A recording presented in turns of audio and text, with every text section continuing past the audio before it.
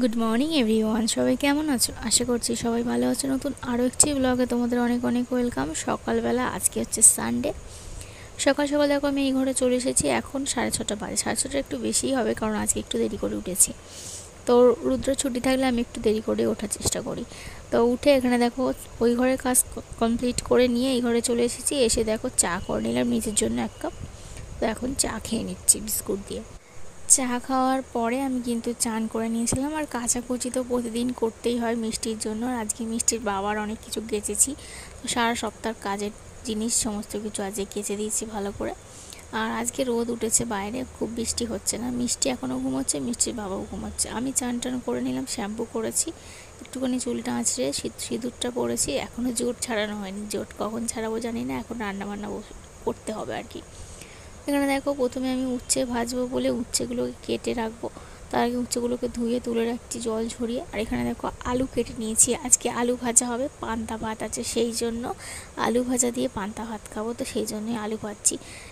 আর আমার তো পান্তা ভাত খেতে হেভি লাগে। তবে উচ্ছেগুলো যে কেটেছিলাম, উচ্ছেগুলোকে নুন হলুদ মাখিয়ে রেখে দিয়েছিলাম। তারপরে ওর মা এসে বাজার থেকে বলল যে শাক নিয়ে এসেছে আর মাংস নিয়ে এসেছে আর মিষ্টির জন্য মাছ নিয়ে এসেছে। তোমাদেরকে তো আগের সপ্তাহে বলেছিলাম যে মিষ্টিকে আর মাংস দেবো না যতদিন না ও ভালোভাবে কথা বলতে শিখছে, বোঝাতে শিখছে যে ওর কী কষ্ট হচ্ছে। মাংস খেলে হয়তো ওর সহ্য হয় না, ওর একটু কষ্ট হয়ে যায়।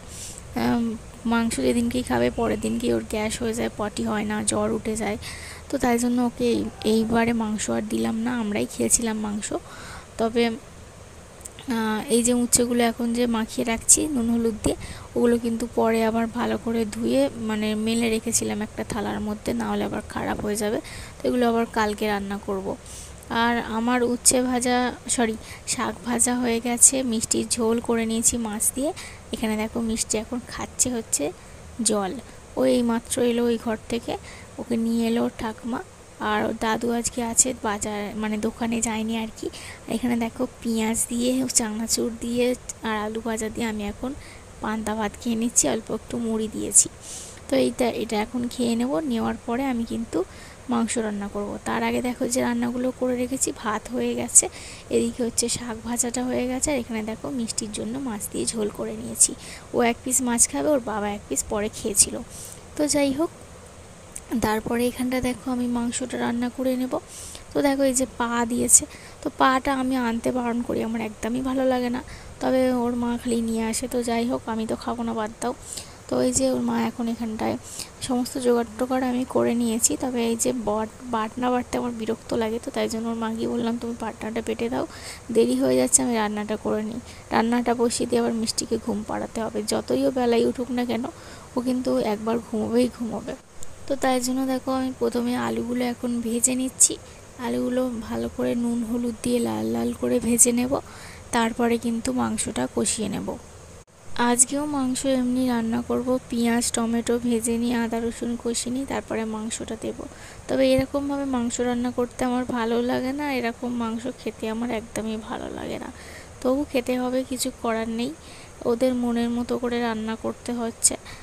তো ওদের পুরোটাই হচ্ছে আমার শাশুড়ির মনের মতো করে আর কি। ওরকমভাবে রান্না করে বলে আমাকেও এরকমভাবেই রান্না করতে হবে, যেটা আমার একদমই ভালো লাগে না। রান্না করব আমি, কিন্তু কানের কাছে বসে বসে খিরির খিরির করলে আমার মাথা প্রচুর গরম হয়ে যায়। তো কিছু করার নেই, আমাকে এরকমভাবেই রান্নাটা করতে হচ্ছে।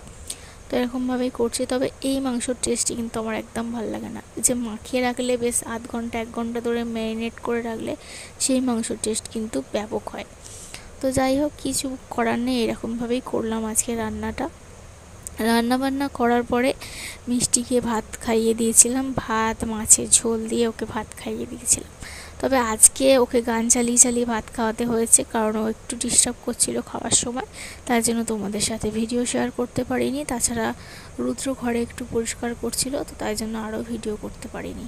তারপরে দেখো ওকে খাওয়ানোর পরে ঘুম পাড়িয়ে দিয়ে এসে আমরা দেখো এখানে এখন ভাত খেতে বসেছি। তো এখন ওই 2-2:30 মতো বাজতে যাচ্ছে, তো এখন ভাত খেতে বসেছি।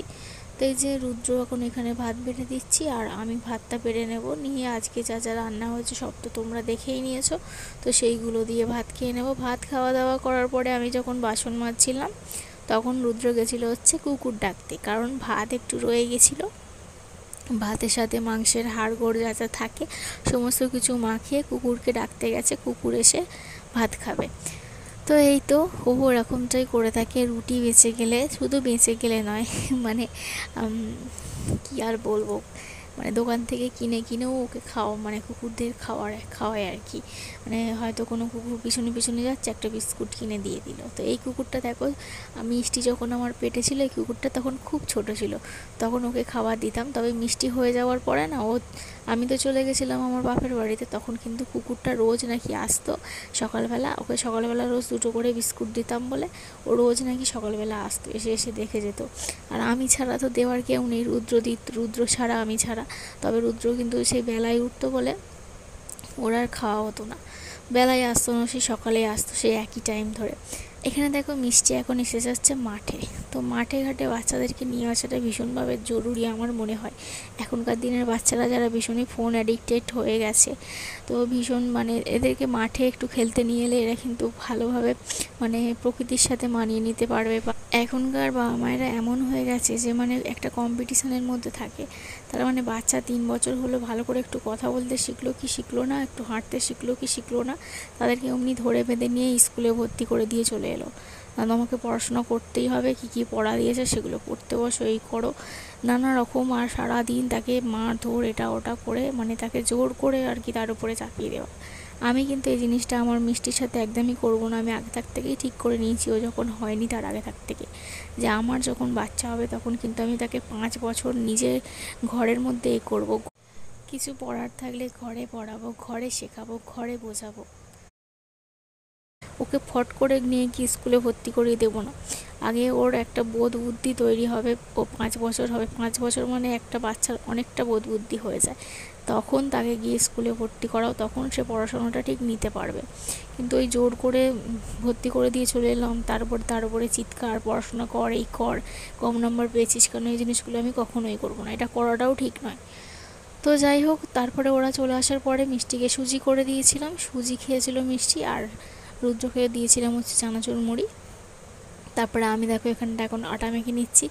আজকে যেহেতু রবিবার, তো ওর বাবা মা ঘরে আছে ছুটি বলে, তো তাই জন্য তাড়াতাড়ি রুটি করে নিচ্ছি। এখন 7:30 বাজছে, তো ওরা খাওয়া দাওয়া করে শুয়ে পড়বে। তো তারপরে আমরা ওই ঘরে চলে যাব। তবে ওই ঘরে গিয়ে মিষ্টিকে একটু রুটি খাওয়ানোর চেষ্টা করেছিলাম, তবে ওরও আজকে খুব ঘুম পেয়ে গেছে, তাই জন্য ও খায়নি। তো ওদিকটা ঘুমোচ্ছে, আর এখানে দেখো রুটিটা এখন ফেলে রেখেছে, এই যে 2-4 গাল খেয়েছে আর খায়নি। ওকে দুধ খাইয়ে দিয়েছি, দুধ গুলে।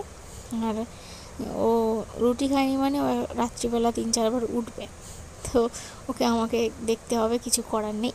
তো যাই হোক, আজকে ওর ঘুম পেয়েছে তাই তাড়াতাড়ি ঘুমিয়ে পড়েছে, অন্য দিনে 11টা 11:30 অবধি জাগিয়ে রাখে। তো এইখানটা দেখো আমি এখন রুটি খেয়ে নিচ্ছি, রুদ্রকে ডেকে নিয়েছি, ও আসছে। এই যে দেখো তরকারি, তো তরকারি দিয়ে রুটি খেয়ে নেবো। তো চলো আজকের ভিডিওটা এখানেই শেষ করে দেবো। ভিডিওটা কেমন লাগলো অবশ্যই কিন্তু কমেন্ট করে জানাবে। তোমরা ভিডিও দেখো হয়তো 50 জন কমেন্ট করো একজন, তো এই জিনিসগুলো খুবই খারাপ লাগে। জানি না কেন তোমরা কমেন্ট করো না, কমেন্ট করো। তো কেমন লাগলো অবশ্যই জানাও, আর কি তোমরা ভিডিও দেখতে চাও সেটাও জানাও। তো যাই হোক, আজকের ভিডিওটা শেষ করে দিচ্ছি। সবাই ভালো থেকো, দেখা হবে কালকে। Good night.